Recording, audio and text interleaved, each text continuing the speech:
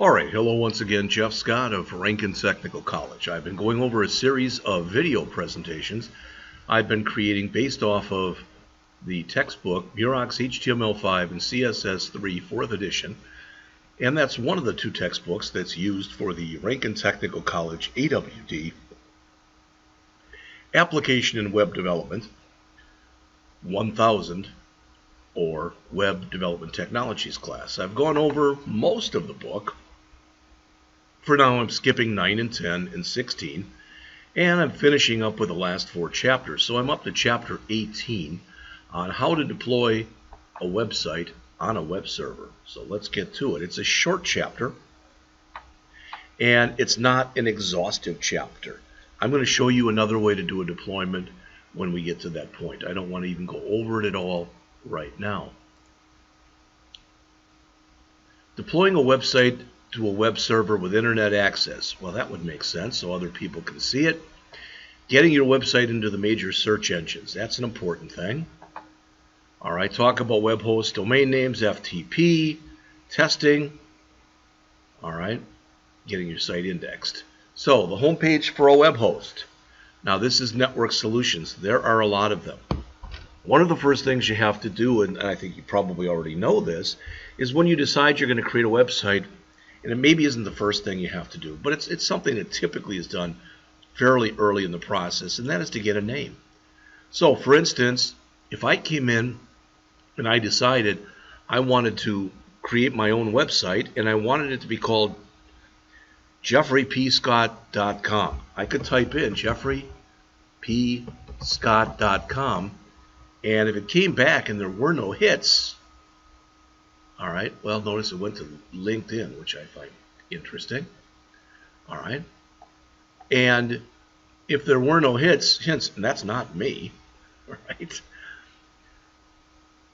I don't have a picture on mine, but this is what it's funny because in the past I would always just go out to jeffscott.com. And notice there is something. This isn't me either. All right, it says this website is under development. Okay. So if I wanted that one, I couldn't have it. How about jeffreypaulscott.com, which is my full name? Went back, it says this site can't be reached. That probably means that that site is available. All right, probably means that. All right. Now, what happens with some people is they have the ability to check out who has made requests for certain websites, and they buy those domain names and they hold them. That way, if somebody wants to register for the domain name and it's being held by someone else, they offer to sell it to them at a price. All right. Interesting things happen with domain names too. During the 2016 presidential election, you may or may not have heard about this, but evidently jebbush.com, the domain name, expired.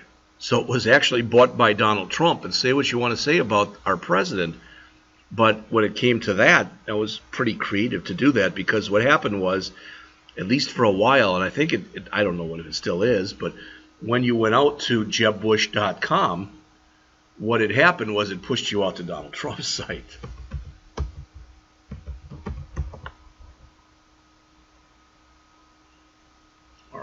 Now, looking at this, it doesn't go anyplace. All right.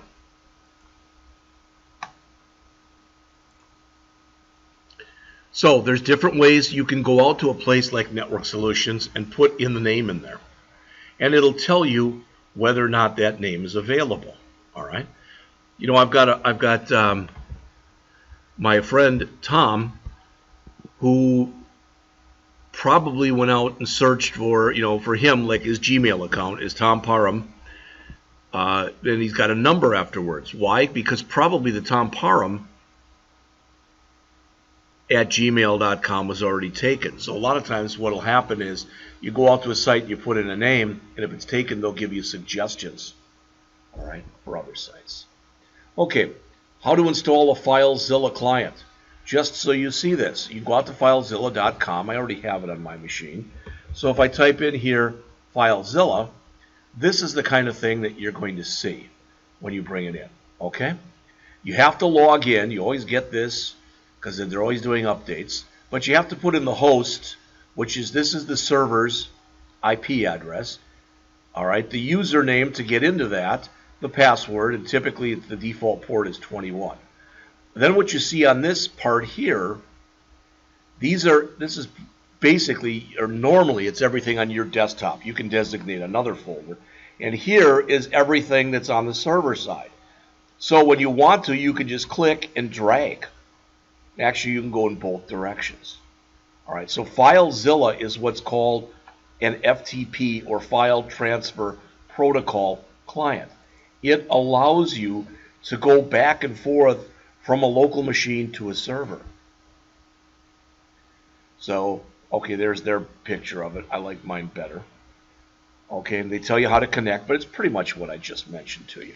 You can also go in through the site manager that they mentioned about halfway down on the page. Okay? All right. So this is what it looks like when it's connected. So over here, this would be your local machine. This would be the server. So if I wanted to put something, if I wanted to go in and put something, for example, right underneath the town hall, maybe I had a new image, I could find my image from here, drag it right over there, and basically tell it to upload. Usually you don't even have to tell it. It's smart enough to know what it is you want to do. All right. How to test the web page you've just deployed. Start the browser, go to that page. Now, navigate to the page, review the contents, make sure it looks the way you want it to look. This is a big thing that a lot of people don't look at. Test all links on the page to make sure they work correctly.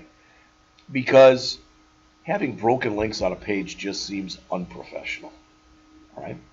Retest the page on other browsers to make sure it looks good in those browsers too.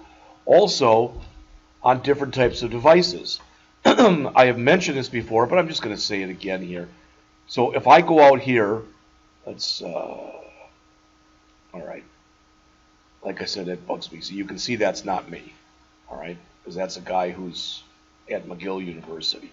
But if I come out here and I hit the F12 key, all right, then if I hit over here, where is it? I think it's here. Okay, what I can do is look at this and see what this site would look like in different devices. There's an iPhone X. All right, and there's other ones here. There's an iPad, etc. All right, this is, for lack of better words, it pretty much acts like an emulator. How to test a new website. I went through that with my friend Tom, even though it was only a one-page site, that was testing everything on it. Every time you open a page, in essence, you're testing the page.